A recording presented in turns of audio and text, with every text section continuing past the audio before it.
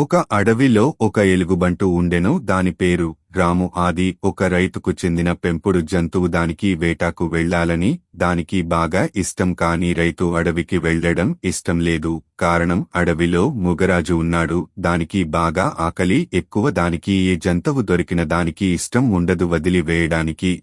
కాని ఒకరోజు బంటి అడవిలో వెళ్లి చిన్న చిన్న జంతువులు దొరికితే వేటాడి దానిని ఇంటికి తీసుకువచ్చి తన యజమానికి ఇవ్వాలని దాని కోరిక. అందుకొరకు తన యజమానికి చెప్పకుండా అడవిలో వెళ్లడానికి నిర్ణయం చేసుకుంది. మెల్లగా అడవిలో వెళ్ళింది. అడవిలో వెళ్లుతుండగా దానికి భయంకరమైన మృగరాజు కనిపిస్తుంది. మూగరాజు బంటితో హెచ్చరిస్తూ, ఓ ఎలుగుబంటి, నీవు ఎక్కడి వాడవు? ఇది నా అడవి. నాకు ఈరోజు బాగా ఆకలిగా ఉంది. నువ్వు వెంటనే నాకు లొంగిపోయి నాకు ఆహారంగా మారు, లేకపోతే నిన్ను వెంటనే చంపివేస్తాను అని హూంకరించింది. దాని గర్జనకు బంటి బాగా భయపడింది. వెంటనే బంటి అక్కడి నుంచి పారిపోయింది.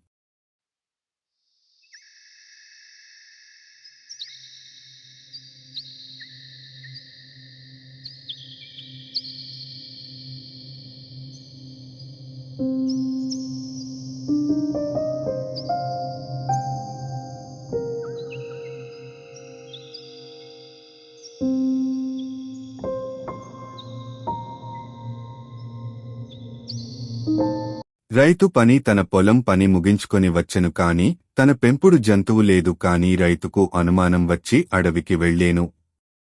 అతడు చాలా దూరం అడవిలో వచ్చెను. దానికి బంటి కనుపడుటలేదు. మరియు చాలా దూరం ప్రయాణం చేసి మెల్లగా ఒక చెట్టు క్రింద ఆగేను.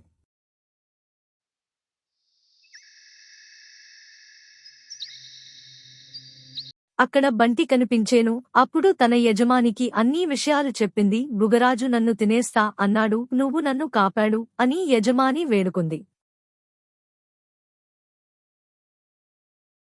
యజమాని బంటితో అనెను, నువ్వు చెప్పిన మాట విని ఇంటిలో ఉన్నచో నీకు అపాయం రాదు. భయంకరమైన మూగరాజు గర్జన చేస్తూ అక్కడికి మూగరాజు వచ్చెను.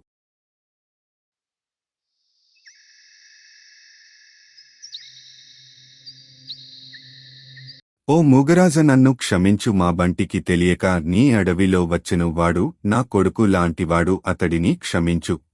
మీరు తక్షణమే ఈ అడవిని వదిలి వెళ్లిపోండి. నా అనుమతి లేకుండా ఈ అడవిలో వచ్చిన వాళ్లను నేను చంపివేస్తాను. కాని నీ జాలి గుణం, నీ మాటలు నాకు నచ్చినాయి కనుక మీరు వెంటనే వెళ్లిపోండి.